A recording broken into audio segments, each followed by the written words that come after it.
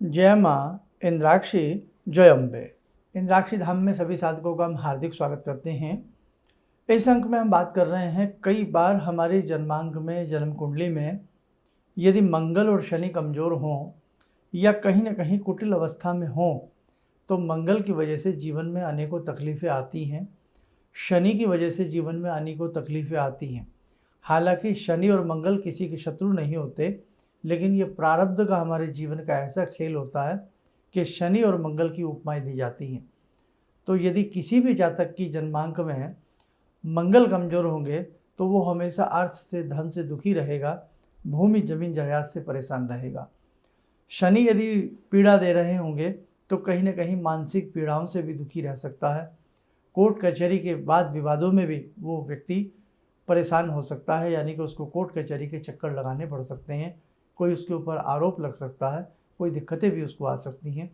और साथ ही कहीं ना कहीं जो भी उसने जीवन में जोड़ा होगा वो बहुत तेज़ी से उसका ख़राब हो जाएगा, खर्च हो जाएगा। तो आज हम शनि और मंगल से संबंधित एक ही आपको उपाय बताने वाले हैं और वो आपके जीवन में आपको बहुत लाभ देगा। यदि आपके शनि मंगल खराब ना भी हों तब भी आप इस उपाय को करें और जीवन में अलौकिक चमत्कार देखें। आइए पहले आज का हम पंचांग देखते हैं।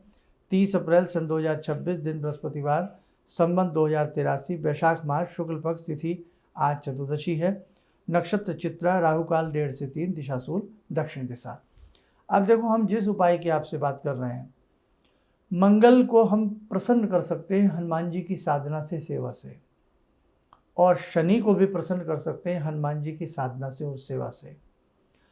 हनुमान जी को शनिदेव का ये प्रॉमिस है, ये वादा है कि जो भी आपकी भक्ति करेगा शनि की पीड़ा उसे नहीं सताएगी, शनि की कोई भी कुटिल दृष्टि उस साधक के ऊपर नहीं जाएगी जो हनुमान जी की पूजा करेगा। तो आप एक काम करें, यदि आपको साढ़े सती चल रही हो, ढैया चल रही हो, या आपके जन्मांक में मंगल जन्म से ही बहुत कमज़ोर बैठे हों, 12 राशि होती हैं, 12 राशियों में से मंगल को 2 राशि प्राप्त होती हैं और ऐसे ही शनि को भी 2 राशियां प्राप्त होती हैं। शनि की दोनों राशियां अंतिम में होती हैं। मकर राशि के स्वामी शनि, कुंभ राशि के स्वामी शनि होते हैं। आपका कुंभ लगन भी हो सकता है, कुंभ राशि भी हो सकती है, ऐसे आपका मकर लगन या मकर राशि भी आपकी हो सकती है, और हो सकता है वो शनि की से प्रभावित बहुत अच्छे से ना हो, अशुभता प्रकट कर रही हो। ऐसे ही मंगल को 2 राशियाँ प्राप्त होती हैं 12 राशियों में से।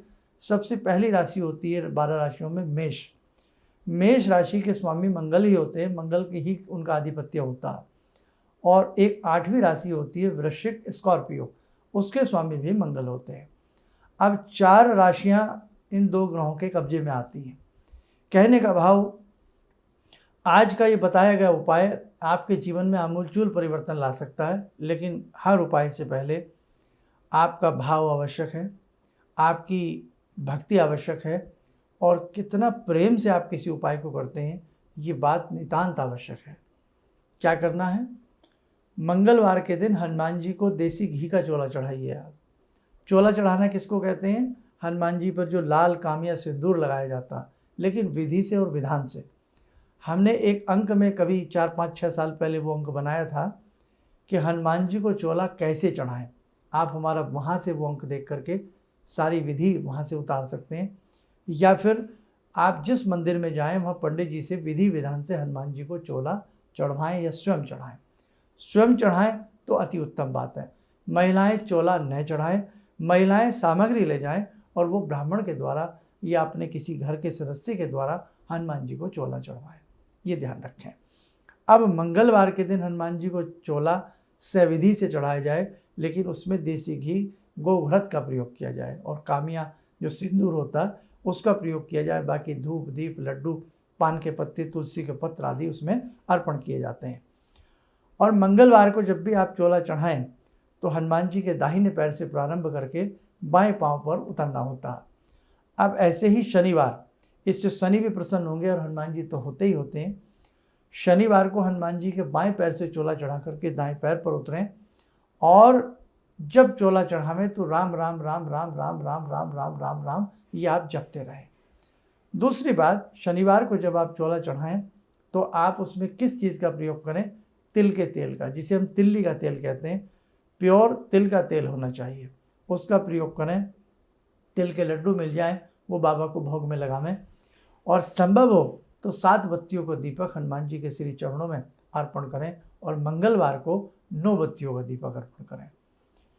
आपको हम गारंटी देते हैं, विश्वास दिलाते हैं, आप यदि इस विधि से हनुमान जी को ऐसे ऐसे चोला चढ़ाएंगे, और अभी तो मैंने केवल आपको बताया है ऐसे करना है, अब इसके अंदर की पूर्ण विधि भी होती है। उसके लिए आप हमारा पुराना अंक देख लें, या जब मंदिर जहाँ जावें, पंडित जी वगैरह को सबको मालूम होता है, से विधि आप चोला चढ़ाएं। अब कितना चढ़ाना है? 9 बार करना है ये कर्म। 9 मंगलवार आपको ये चोला चढ़ाना है, और 9 ही शनिवार आपको चढ़ाना है। 9 का अंक पूर्ण होता है। आप देखना, आप जिस कार्य के लिए भी ये काम करेंगे, कार्य ऐसा होना चाहिए जो सही मायने में सही हो। अब बहुत कार्य ऐसे होते हैं जो हम बेवजह की बातें भगवान से मांग बैठते हैं, वो नहीं साहब। कि मिसाल के तौर पे आपने कोई ज़मीन किसी को बेच दी, आपने अपने पड़ोसी को अपना घर बेच दिया, अब आप चाहते हैं घर मुझे वापस मिल जाए और मैं पैसे भी ना दूं, और आप चोला चढ़ा रहे हैं। ये नहीं साहब। किसी उत्तम स्थिति के लिए, आपके बच्चे पढ़ नहीं पा रहे हैं, प्रभु आपकी कृपा से मेरे बच्चे अच्छे बल बुद्धि उन्हें प्राप्त हो। कोई व्यक्ति रोगी है, अस्वस्थ है, उसके लिए ऐसी प्रार्थना करें। शनि का प्रकोप है, मंगल का प्रकोप है, उनके लिए प्रार्थना करें। या वैसे ही जीवन में आपके सुख शांति आए, घर परिवार में बढ़ोतरी हो, श्री समृद्धि की वृद्धि हो, और जो जीवन में मुश्किलों के ऊपर मुश्किलें आ रही हैं, अटकलें आ रही हैं, वो दूर हों। एक खराब समय चल रहा है, एक तनाव भरा समय परिवार में चल रहा है, संकट पर संकट परिवार के ऊपर उमड़ घुमड़ रहे हैं, उनके लिए आप ये उपाय करिएगा। कहने का भाव, किसी शुभ कर्म के लिए, किसी अच्छे कर्म के लिए आप ये उपाय करेंगे, आपको त्वरित लाभ दिखाई देगा। और हाँ, एक शर्त और, नॉन वेज इन 9 मंगलवार के दरमियान कदापि ग्रहण नहीं करना। और वैसे तो नहीं करना चाहिए, लेकिन अब मानता कौन है, समझता कौन है। जब भी बात समझ में आती है जब हमारा कोई मतलब होता है, हमारा कोई स्वार्थ होता है, हमारा कोई लालच होता है, तभी हम ज़्यादातर नियम संयम निभा पाते हैं। हमें जीवन में नॉनवेज कदापि नहीं लेना चाहिए। संसार में इससे गंदी कोई चीज़ नहीं हो सकती। इसलिए ध्यान रखना, किसी की निर्मम हत्या करके और आप अपनी जीभ के लिए, अपनी जीभ के स्वाद के लिए आप किसी का वध करा करके उस चीज़ को आप ग्रहण कर रहे हैं, आप देख लेना जीवन में शांति नहीं मिलेगी। ऐसे लोग तो कदापि इस प्रकार का उपाय ना ही करें तो अच्छा है। इसलिए ध्यान रखना, शुद्ध आहार, शुद्ध विहार लेना है। और प्रतिदिन की हम बात नहीं करते, लेकिन मंगलवार और शनिवार हमें ब्रह्मचर्य का पालन करना है। 9 मंगलवार और 9 शनिवार, ये इसके नियम हैं। आपके जीवन में किसी भी प्रकार की कोई मुश्किल हो, समस्या हो, आप एक बार ये करके देखें। इससे आपके मंगल और शनि भी बलिष्ठ होंगे, प्रभावशाली होंगे, और आपके जीवन में आनंद आएगा। आइए, समय हो चला आज की ध्यान साधना का। जुड़ते हैं बाबा वीर बजरंगी से। ओम अतुलित बलधामं हेमशैलावदेयं धनुजवन कृशानु ज्ञानिनामग्रगण्यं सकलगुणनिधानं वानराणामधीशं रघुपतिप्रियभक्तं वातजातं नमामि। मनोजवं मारुततुल्यवेगं जितेन्द्रियं बुद्धिमतां वरिष्ठं वातात्मजं वानरयूथमुख्यं श्रीरामदूतं शरणं प्रपद्ये। श्रीरामदूतं शरणं प्रपद्ये। रामाय रामभद्राय रामचन्द्राय वेदसे श्रीरघुनाथनाथाय सीताया पतये नमः। श्री हनुमंताय नमः। कवच बना लें, ध्यान करें, हनुमान जी का शुभ आशीष हम सबके ऊपर बरस रहा है।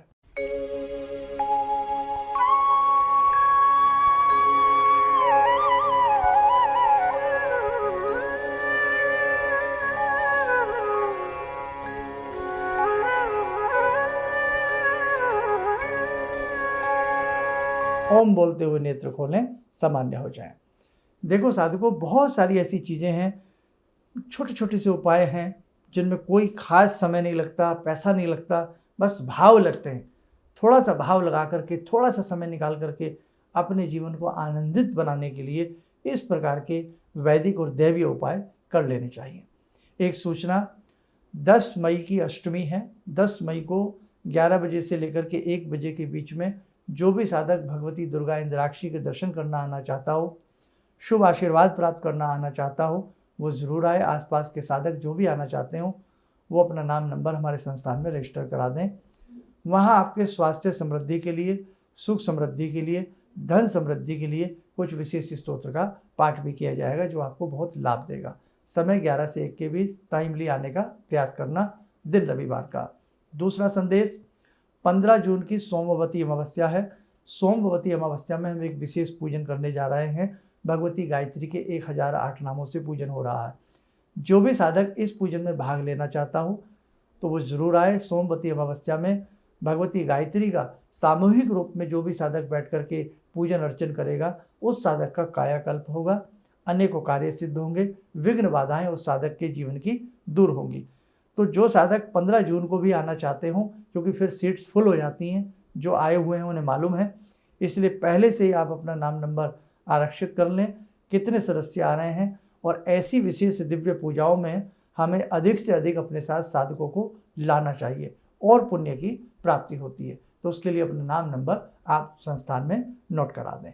चलिए, आप सब लोग स्वस्थ रहें, सुखी रहें। इन्हीं शुभकामनाओं के साथ हम अपनी वाणी को विराम देते हैं। जय जय अम्बे। किसी भी समस्या के समाधान के लिए मिले प्रसिद्ध हस्तरेखा एवं वास्तु विशेषज्ञ प्रोफेसर धर्मेंद्र शर्मा जी से। नोट, शिविर में भाग लेने हेतु एवं व्यक्तिगत रूप से मिलने के लिए कॉल करने का समय सुबह 10 बजे से शाम 6 बजे तक। हमारे विभिन्न ज्ञानवर्धक कार्यक्रम देखने के लिए आप हमें अभी सब्सक्राइब करें, बेल आइकन को प्रेस करें ताकि आप देख सकें हमारा कार्यक्रम सबसे पहले। और अधिक जानकारी के लिए फेसबुक पेज को लाइक करना न भूलें।